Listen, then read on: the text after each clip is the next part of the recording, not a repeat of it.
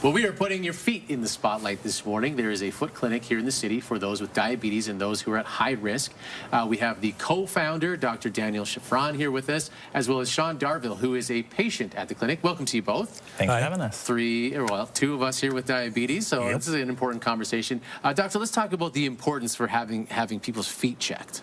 Yeah, so, diabetes can lead to loss of protective sensation in the feet. So people who are affected won't know if there's something that's injuring or damaging their feet.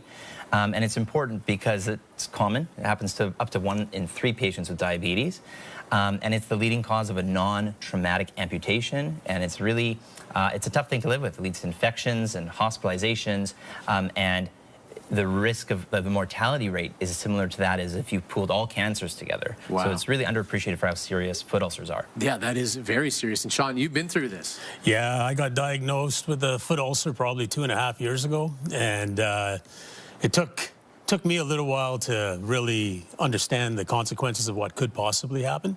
And with the help of Dr. Shafran and the team of foot wound care people there, they gave me the tools to be able to do it, but ultimately it's on me to follow what they're trying to tell me.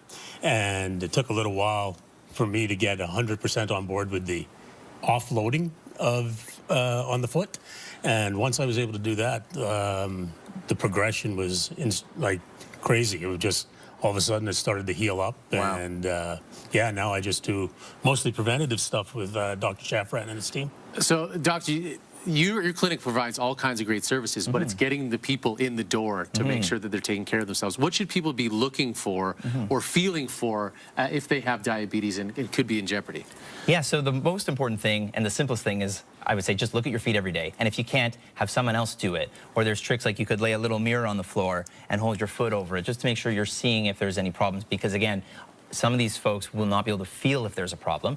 And if you notice a problem, whether it's a sliver or a callus or a corn, don't deal with it yourself, because a lot of, you need to make sure that the equipment you're using is sterile and it's done by someone who's properly qualified and trained to deal with those problems safely.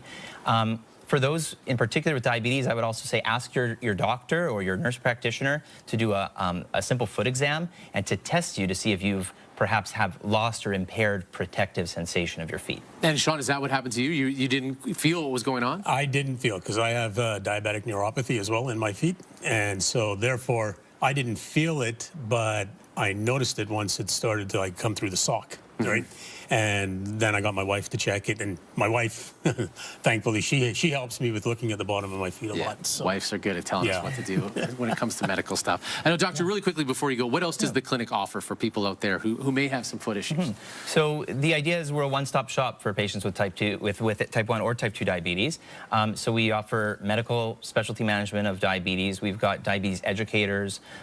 We do foot ulcer care if someone has an open wound, and importantly offer medical pedicures or preventative foot care for patients with diabetes or not. Anyone who either can't reach their feet, can't see their feet properly, or are at risk of nicking the nail bed and causing injuries. We also do insulin pumps and offer mental health support for patients, in particular those dealing with diabetes distress or burnout.